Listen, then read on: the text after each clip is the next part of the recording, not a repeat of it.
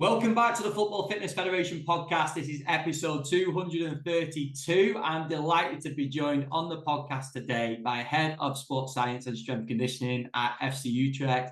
Rainer, how are you? I'm good, Ben. Thanks for having me. It's an honor to be on the show.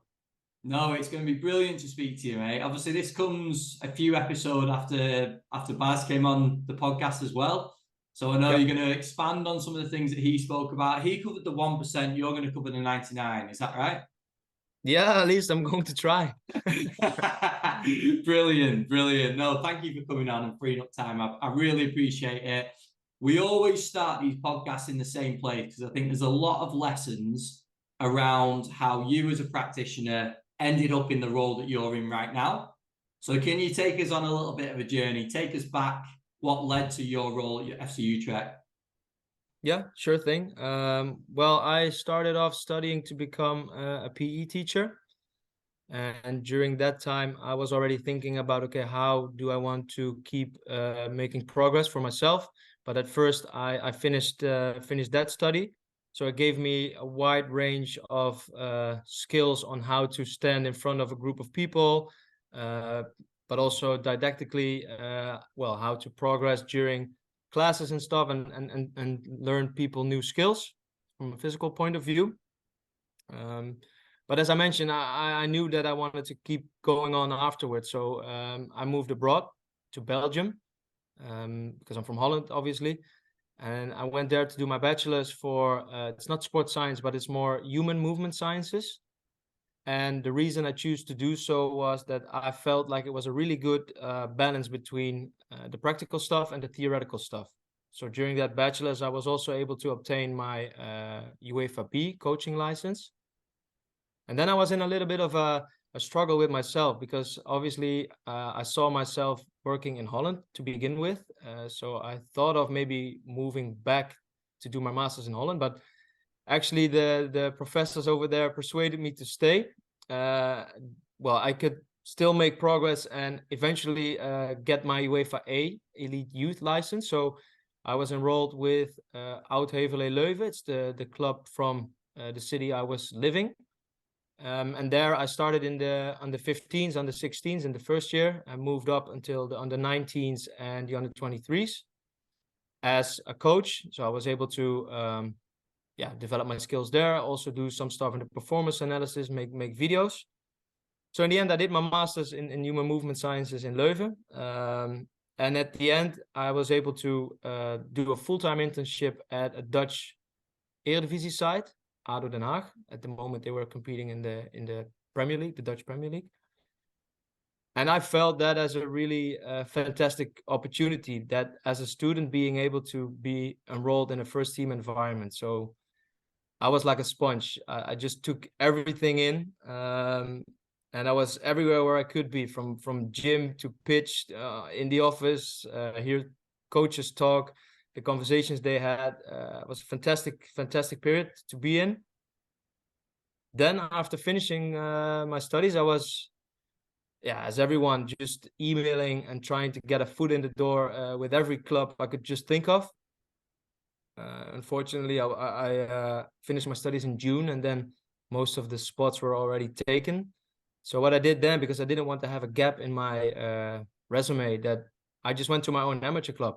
And as a volunteer, I just joined their staff because in the end, I just wanted to know how players reacted to me as a coach. And I wanted to, test the drills I had in mind and I had seen. So it was just a fantastic opportunity to do so. And then in the meantime, I just kept on trying to get a full-time position at a club in Holland. And then out of nowhere, I think that's maybe the first lesson that things just doesn't go always as planned. And I had a black swan moment that I just got called by FC Utrecht if I wanted to join their first team as an S&C coach and sports scientist. Although I had applied for a job at academy, but which there wasn't any spot left for me. So, obviously I took the interview, and my second interview was with current United manager Erik ten Hag. So it was kind of I had to go to an executive boardroom in the stadium. I was kind of overwhelmed by everything. But yeah, obviously I took the role. I took the jump into the deep end. First year I need to keep my head above the waters, but now, yeah, almost 6 years into the role at the club. I had various roles, but up until now, it's been a good journey. I think there's a lot of lessons in that journey itself that you've just discussed.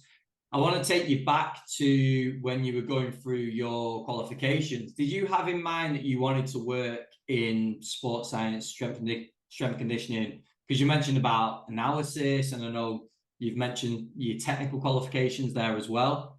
Did you know what you wanted to end up in what role you wanted to end up in at that time? Or was it a case of, like you mentioned, just being a sponge and picking up as much as you can? No, yeah, it started as a young kid, wanted to become a professional footballer, but I knew right along that wasn't about to happen. So yeah, and I always had a thing for human movement and sports in general. So yeah, it was the performance side, like the sports science and S&C kind of stuff that I wanted to do.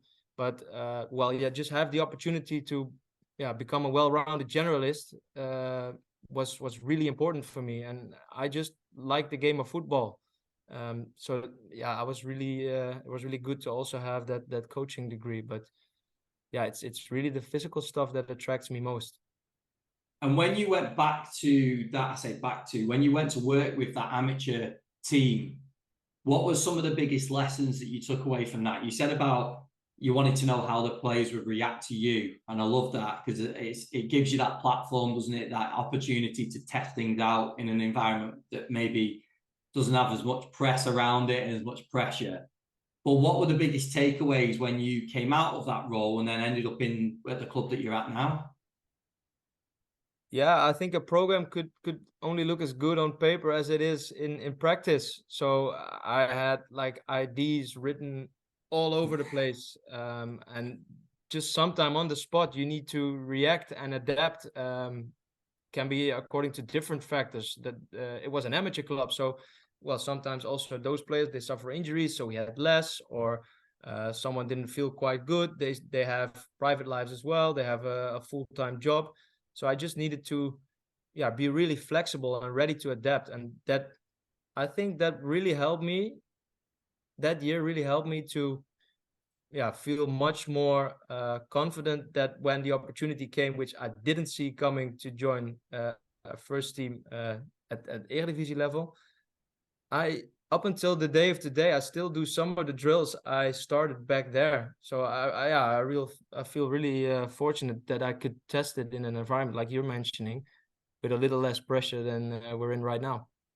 Yeah, definitely. That's the other thing I wanted to say just on your story there is that obviously you said that call came out of the blue, it came out of nowhere, but it also comes from what you've previously done, isn't it? Like you've basically done a lot of work before that, whether that is just spreading your name and your work or doing these extra things that you've picked up along the way. It might not seem at the time that they're being effective or that they're putting anything towards future roles, but it obviously did, didn't it? So I think that's something important for the listeners to take away, is that if you're in that same sort of position, put yourself out there, put yourself in those positions, because you never know what's going to come around the corner.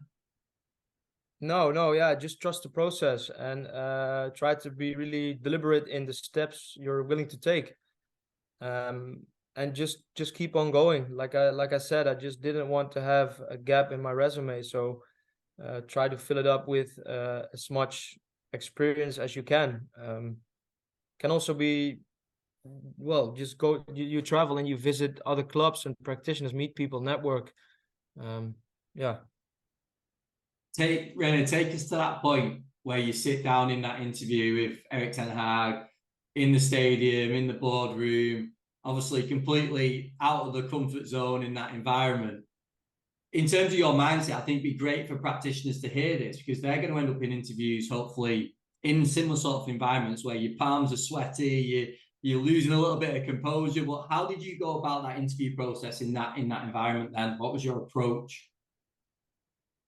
I had a first interview already, so that eased my mind off a little bit. But yeah, obviously I didn't know what was coming, and it was also our current sporting director who was also in.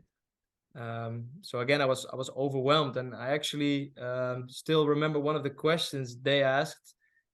Let's imagine you're in a gym session, you have 25 professional players in. How are you going to manage that? And how are you maybe trying to make it a little bit more easy for you? So I had it really planned out. Well, I want to make small groups based on the test we do, and positional groups and stuff like that. And then they just looked at me for a moment and let me rush. And then they just started laughing and said, okay, good, perfect answer.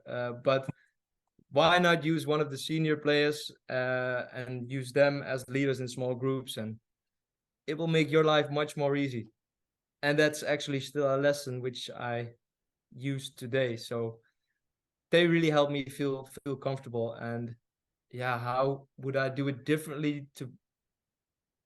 I'm just someone who's tried to be as prepared as possible, but I think in some occasions you just can't, and just let it go and trust on the things you did, like we just said.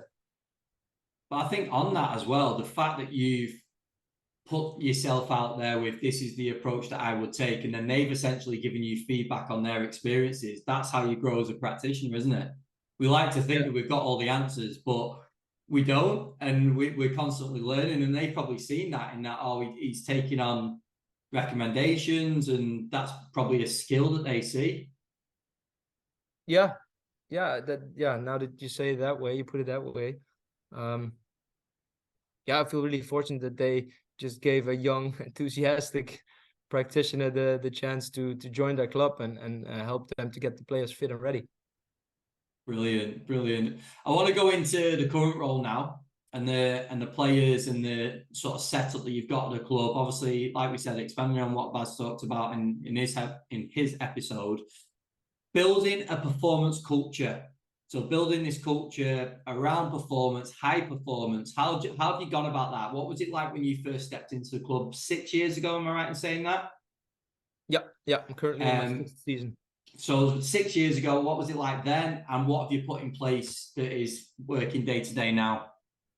Yeah, there was already a lot in place, but it was yeah, a little bit more. I don't want to be how do you say that? I don't want to be negative about the time back then, but it was a little bit more maybe in silos, so working not really together, but apart from each other. So the first thing was that we tried to merge and fusion all of the departments which cover high performance. So that's medical, sports science, S&C, the mental part, but also nutrition. So we tried to merge that into a single department, and we really focused on and trying to be player centered. So the person before the athlete, and the athlete before the player, in that order. And then in order to align what the club had as its goals, they also had goals for us, and that was at first the amount of injuries to let them drop. So the only ability is availability. That was basically the objective we got. And up until now, the first season, we had almost 2,200 days lost due to injury. Up until us, whereas now we have a little less than 700. So that's quite a big decrease. And just to take you through the process we were at first, we started with a GPS monitoring strategy. So the first team and the under-23s, they took on the same system.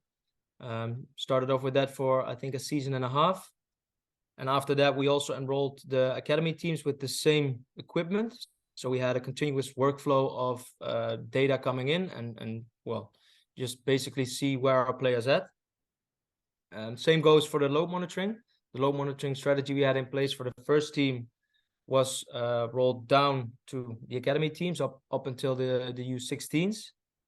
And I think one of the biggest compliments so far during that period was that with the AMS system we had the highest compliance in well-being data for multiple years. So again, we wanted to be player-centered. So we're really keen on having the players giving feedback to us on how they feel, and is the load we impose them to, does that go in the optimal direction, or is it too much? After that, we focused on daily movement preps, but also a strength philosophy in place. So What we did with that, we tried to make use of, we call it like the snowball effect. So we just picked and choose some of the stakeholders and the players within the squad, and we just tried to work with them one-on-one, and that the other players saw like, hey, they're getting extra attention, I want that too, and they're developing, I want that too. So that in the end, that group, that it did grow over time, whereas the full team was doing daily movement preps and had multiple gym sessions a week, focusing either on maximum strength or speed power. I think that was up until 2 or 3 years in the role. And back then we felt the urge to increase staff to player ratio. In order to build relationships with your players, you should also spend time with them. So we just wanted to decrease that ratio. And then we believe that those relationships should be built on trust. It's not about making friends, but you should have trust coming from both ends. And that helped us again to create buy-in for the things we did, like the daily preps or the gym sessions.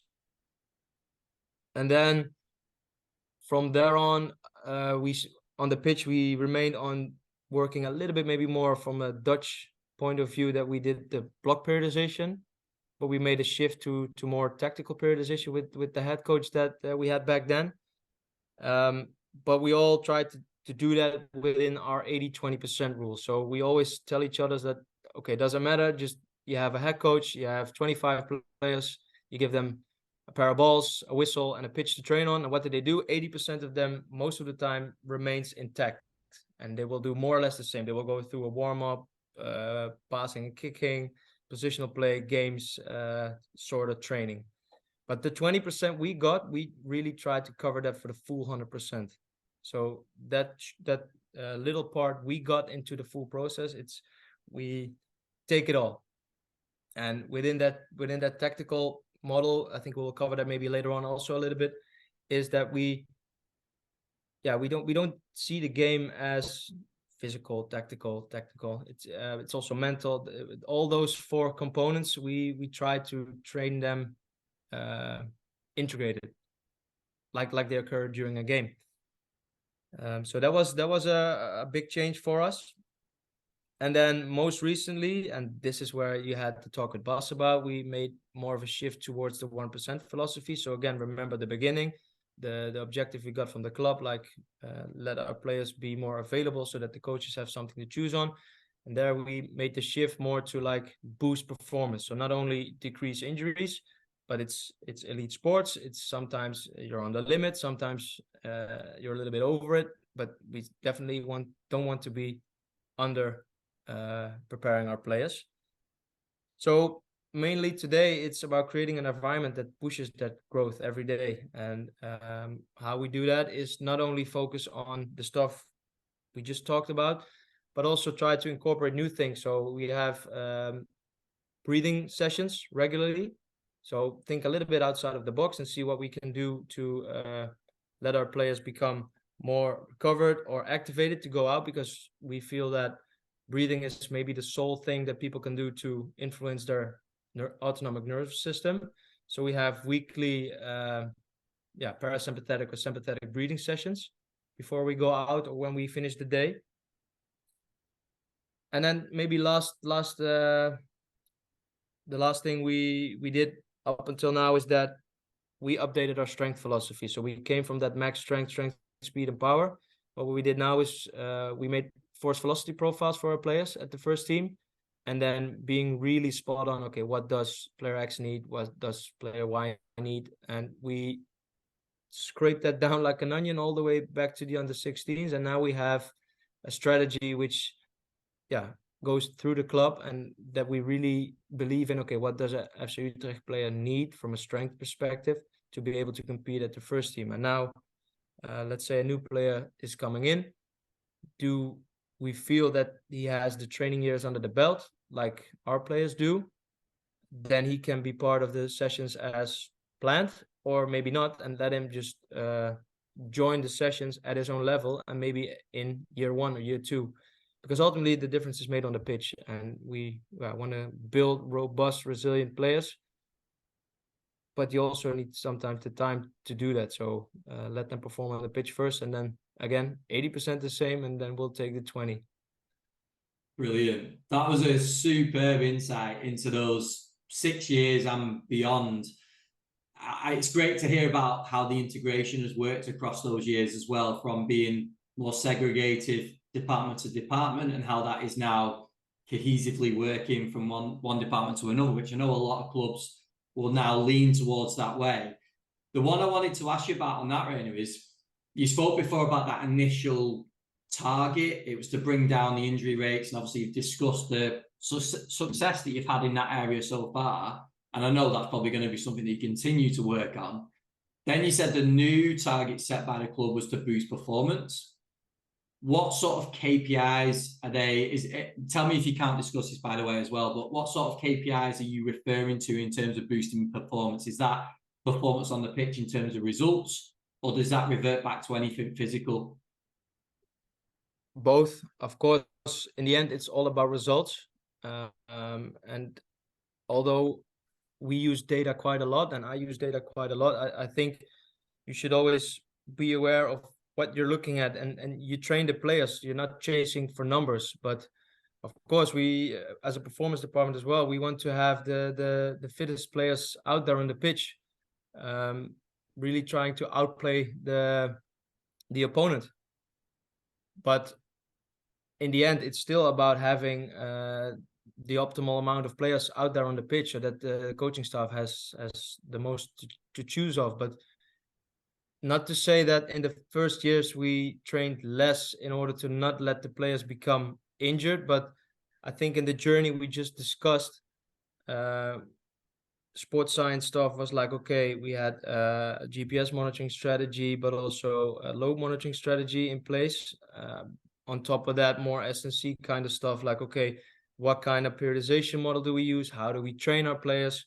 What role does strength play in our full program? Where to put it? And I think all of that together now comes to, a holistic, sorry for the word, everyone is mentioning it at the moment, but like a holistic interplay of all those parts into a program which is now currently being used at the club. And I do feel that although maybe now sometimes a player can't be pushed towards his max on the pitch for whatever reason, we always have other parts to focus on. And that's also something which is happening, for instance, with players coming back from an injury and rehabilitation, that we always try to prepare the upcoming phase a player goes into by in the phase which he is in right now, to prepare him for the upcoming phase. So let's say someone is not able to sprint out on the pitch, he's still doing ESDs, or energy systems development, on a watt bike, which is off feed, non-impact,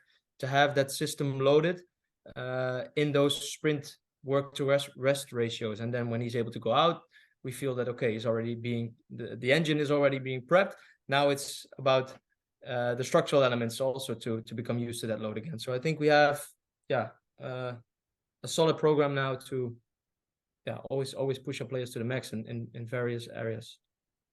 And you just referenced it before around when working with players, you're working with the person first, which I love.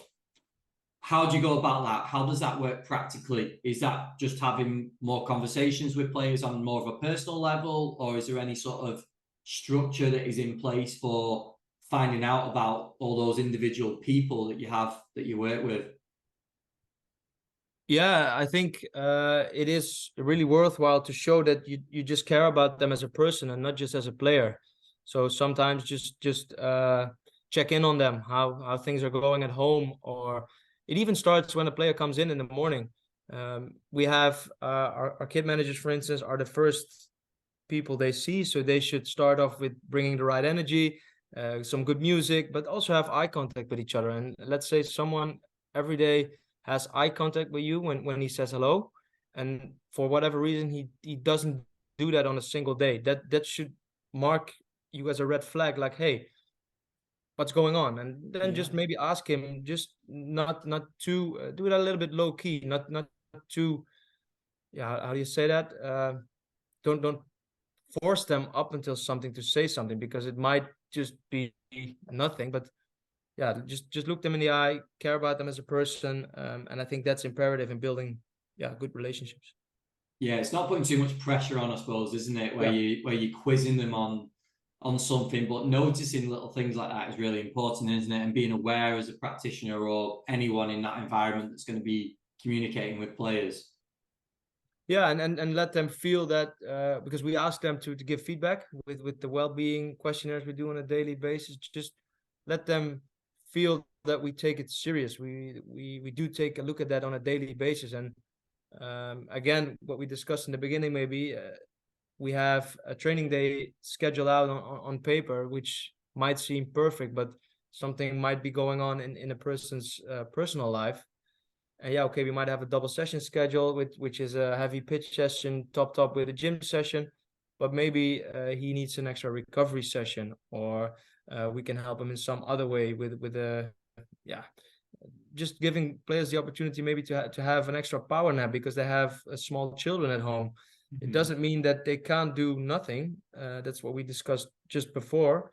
There's always something you can do, but you just need to see what's best for that specific player at that specific moment, because ultimately it's about game day, and that is where we want to be as fit and ready as possible. Yeah, definitely. Well, let's talk about this gap, or bridging the gap between football and performance even. So in terms of how tactical periodization comes into play, you sort of referenced it before, the change from more of a block model into more tactical, and we've discussed on how that works, integrating different areas, different teams. But can you expand on that? How do you go about bridging that gap?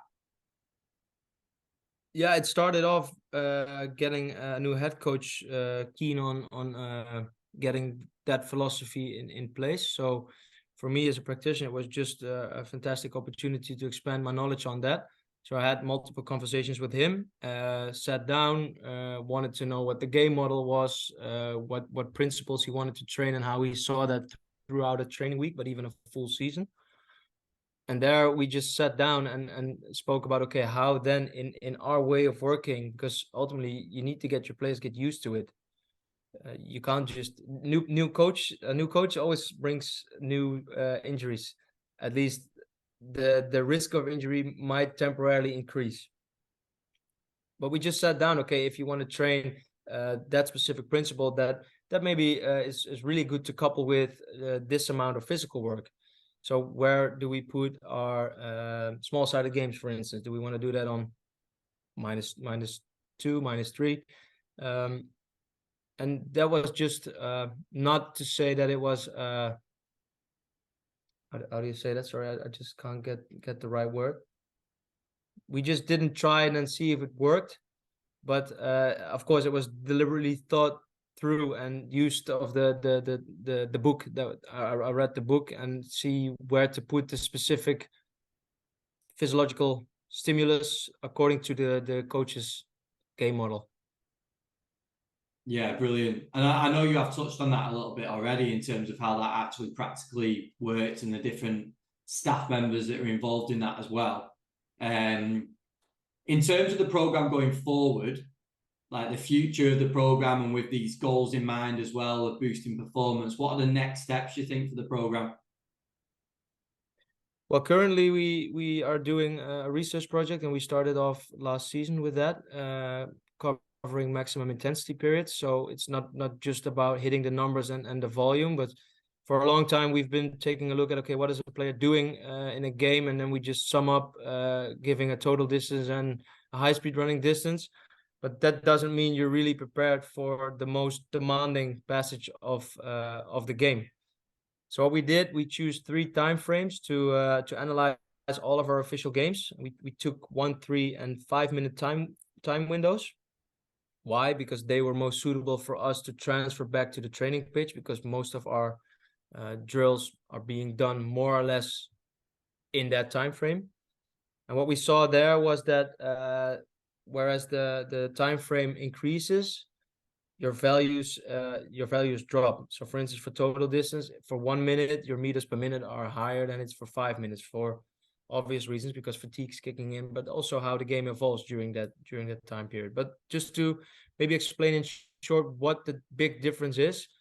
I think a lot of performance analysis in the past has been done with predefined blocks, meaning we just say, okay, this is where the game starts, this is where the 15-minute mark is, and within that period we just see what has happened, and then we do the same for 16 to 30 onwards to towards the end of the game. But that might underestimate the true value of the intensity of the game. So now, luckily enough, we have a software in place that we use StatSports for that, which can move along in time, just one data point at a time, and really take out the most minute from a game. And that really helps us to, well, prepare our players for the worst. And what we saw is that we have clear differences in the playing positions. So for our team, it was the wingers who had the highest values on total distance and high-speed running, for instance, whereas the center backs were the positions with the lowest values for them. So that means that there's no one size fits all. You can't train a center defender same as a winger, because we want to impose them with the loads they're actually needed to perform with on the pitch in a game. And then secondly, which was also interestingly, one of the main results was that where do those moments occur in a game? Is that in the beginning or in the latter stages?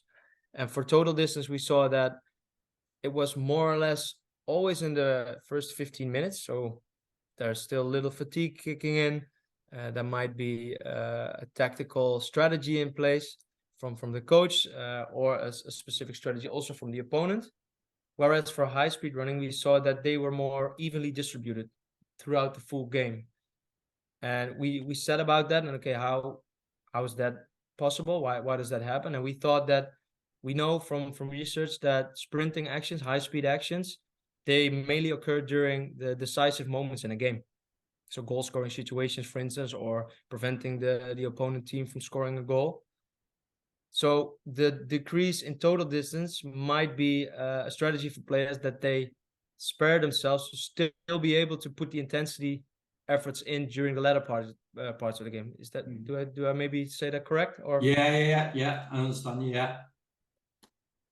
So that means in a training we should not do the high speed running always at the beginning, but also in a more fatigued state, both mentally and physically. Still being able to push yourself and do the work to help the team. And that's mainly what we took out of it. So how to push forward, that was, I think, the question. We just tried to expand our knowledge and really dig into that more deep. So what we're currently doing is see if our game formats we use, so small, medium, and large-sided games, if we hit those targets we really want the players to cover during training to prepare them for the game. I think that's where we it will be more individual, even not just position specific, but on the individual level. So what does that player need on that given day, because he has a different age, so we know that he recovers a little bit less from an imposed load like this, so maybe we need to shift it to a different day, because for instance on -3 is the day in the model we have at the moment that we try to cover the much high speed distance throughout the week, but maybe for a specific player that is best done a day before that. So I do think that we will move in that direction a little bit more. That's really interesting, really interesting. It'd be great to see how that expands as well. You've obviously touched on it a little bit, but when you're looking at those intricacies and differences from player to player, whether that is differences in position or type of player, or I suppose there's so many factors that go into those differences as well. You've mentioned there about maybe putting those distances in on different days, but how does that actually inform each individual session as well? Like in terms of each individual drill, does that mean that the distances are tweaked for players in each drill on each day as well? It could be, yeah. Because we have daily sessions with performance staff, and then again with the coaching staff to see what the player availability is, and that might mean on a certain day that a certain drill isn't well suited for a player. But in the end, at the moment where we are right now, it covers the full training and also the full training week. So we know what the players need to do in a game. We know what KPIs to hit on that specific day, and what percentage of game load we want to hit. And then, yeah, it's not that a drill gives the same output for every position, because sometimes a player has been put out on his position. So already you know that they have more or less than other positions. So that might mean, yes, sometimes we need to have some top-ups after the training to really hit what we need to. The only thing is that if that happens with a large amount of players or too often, then it's something for us as a coaching staff to be looking at, okay, we want to hit certain numbers. Sorry to say so, because in the beginning I said don't chase numbers, but we want to train the players in a specific way, but they're just not able to reach that. So then that's on ours and not on them, probably. And with this in mind, yeah, it does. With this in mind and everything you're collecting, does it make it a lot, I was going to say easy, but I don't mean easy, give more clarity on how you're preparing players, whether you go back to academy or players that are maybe just sitting outside of that starting 11, how they need to be prepared to step into a role.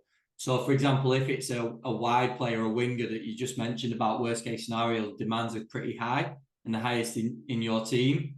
So when you're looking at a player that is maybe sitting as the second choice player in that position, does that give a little bit more clarity to you on, right, this is what they need to be prepared for? Yeah, sure thing. As much as possible, though, we try to compare apples to apples. So we have benchmarks for each individual player. But of course, it can happen. Let's say in a transfer window, a player joins and you don't have that much information readily available for him. Then a player at the same position can provide context for him. Like, okay, this is what your position looks like from a physical perspective in our game model. So this is the way we're going to help you train for that, to be ready, to be robust, resilient enough to play that position week after week or multiple games a week. And I think those individual goals really help to create buy-in from the players, that they feel that they train at a way that it's important to them and not just, again, like a one size fits all. Yeah, it cycles back to what you were discussing before, doesn't it? On treat and taking that person before anything else, and that individual approach to each player. It just gives you more data and more reason to give that individual approach, doesn't it? Yeah. Brilliant. Rainer, is there anything else you want to touch on in terms of that integration and the periodization model? Is there anything that we missed out? No, I don't think so. I just felt I was a little bit in search of my answer in the first part of the tactical model, but I'm just let that up to you as well. If that comes out fluently and is well understandable, yes or no? Yeah, no, I got exactly what you meant. So yeah, no, that's brilliant. Because I can go into real detail on that, but I think that's not what we try to aim for today. But yeah, I mean, it's something we can dive into. We can either do that now, or we can save it for a future podcast. That'll be great, because I know we're probably really scraping the surface on the detail that you could actually go into. So that is up to you. If you wanted to add to it now, if there's anything. Yeah, I think maybe out. it's one thing. The biggest difference to where we came from in more of that, like I was mentioning, the Dutch traditional model, is the block model has certain goals you hit for week after week. So let's say, for instance, in week 1, we aim for more large-sided games, which is more the endurance type training drills, large-sided games. Whereas then in week 2, you travel towards medium-sized. So it's in between volume and intensity. And then the last week covers more the small-sided games on the loading days. And then after that, you have like a taper week or neutral week to have the players become fresh again. And then the cycle starts again. So it's like a 4-week model we used back then. Whereas now in the tactical model, we try to hit every game model within the week and spread them out evenly. So in the approach to a game, we might start from a day off with medium-sized, then travel towards large-sided, and also take some small-sided games. So in order for our players to get used to that, the biggest example maybe is that in week 1 of preseason, we started off doing small-sided games, which they weren't used to at all, but at a really low volume. But that gave us the opportunity to train at, well, maybe above game intensity from scratch. And that, we really needed some time. So maybe that's something we could dive into. That's, I think, the biggest difference between the two. Yeah, no, it's really interesting. Obviously, it challenges the norm there as well, doesn't it? Like, it challenges what players know and what a lot of coaches, in terms of the approach that the coach will take as well.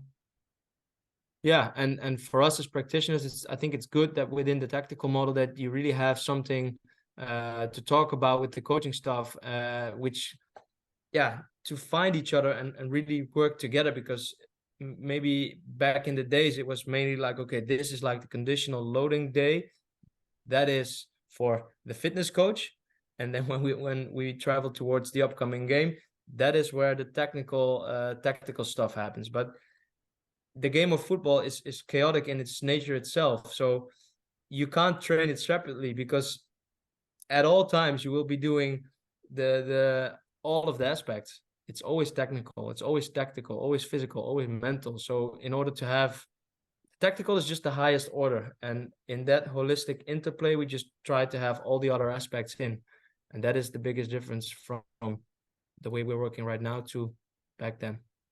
Really, just the other thing to add on to that, you mentioned before about the high speed running, and with the studies, the research you're carrying out, moving that to where players aren't necessarily as fresh in training sessions.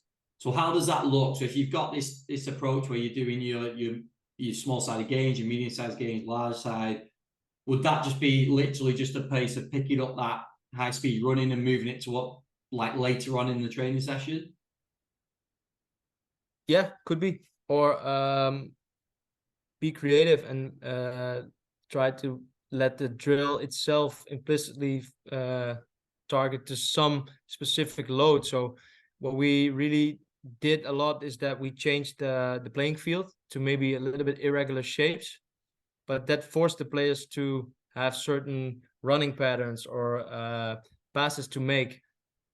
And then again, it's about that holistic interplay, that, okay, this is what the coach wants from a tactical perspective, and for us as practitioners, we just give them context and help them, okay, how to design the pitch. Because if you want to have high speed running, for instance, we rather have a more longer, maybe narrow pitch to have deep runs, whereas if you want to have more accels, decels, and explosive distance, then we might need to widen the pitch up but shorten it. So it's about short and sharp actions every time, which just repeat every time. Love that. Love that. That's brilliant. Really, that's been a great insight. Thank you for going into that detail on that. And I know there's probably still more that we could cover, but we will move it on to the quick fire questions that we wrap up each podcast with. The first of which is, who have been some of the biggest influences on your career so far?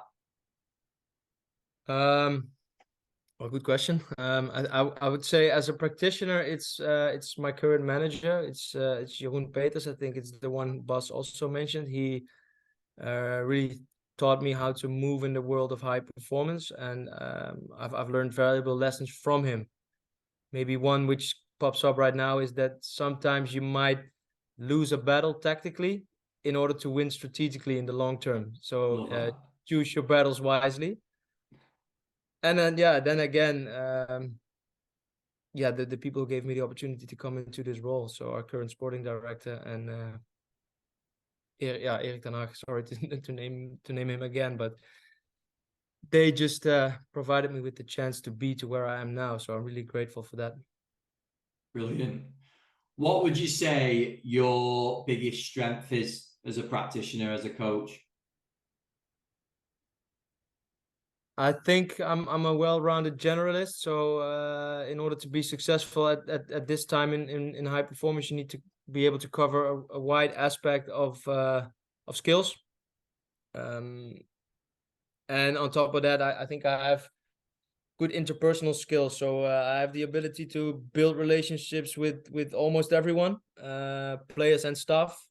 And I think that actually helps, because that's what gets me out of bed every morning. I just want to help people pursuing their goals, and if it's then coupled to yeah, where we started, like the physical part, then I have a good day. No, So I think, brilliant. yeah, the generalist role, relationship build with people, and I always strive to learn. I see myself as a lifelong student of the game. Superb. Talking of that, if you were to speak with Rayner when he was first going through qualifications at university and give yourself back then some career advice, what would it be? Enjoy the process a bit more. Yeah.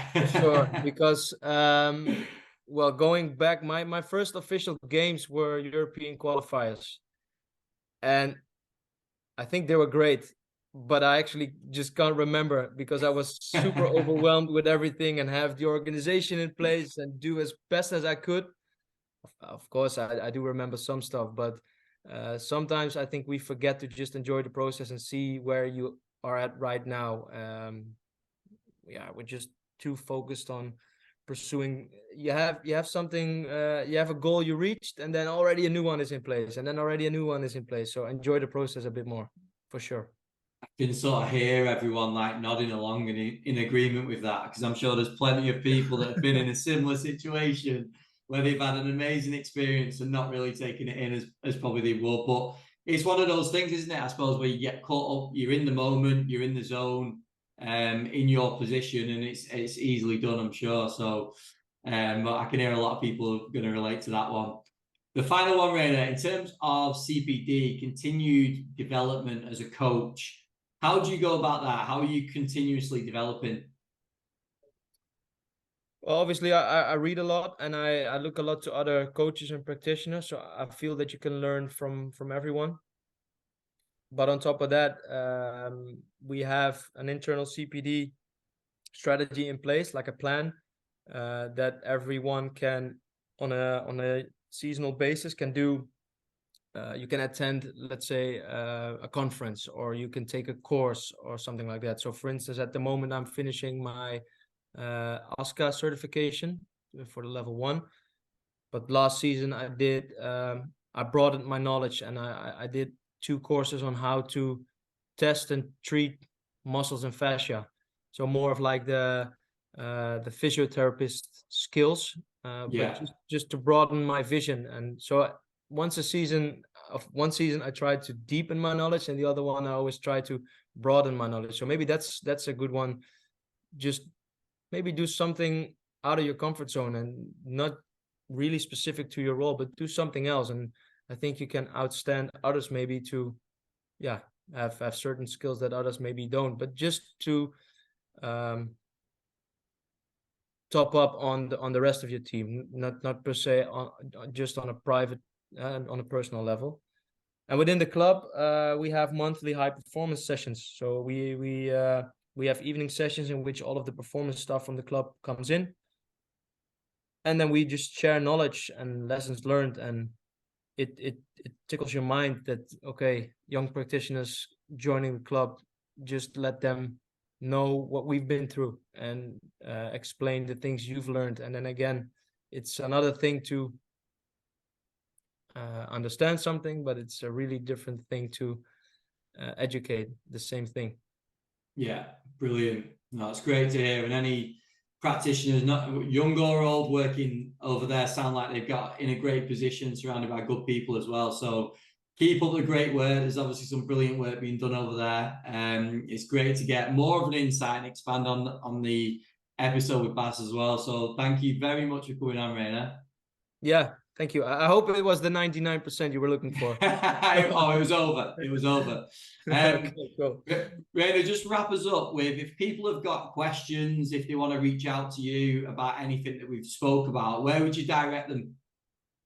LinkedIn for sure. Professionally, I'm most active on LinkedIn. So feel free to drop me a message, and I will try to answer them all. Amazing. Thank you very much for your time, Raina. Thank you, Ben.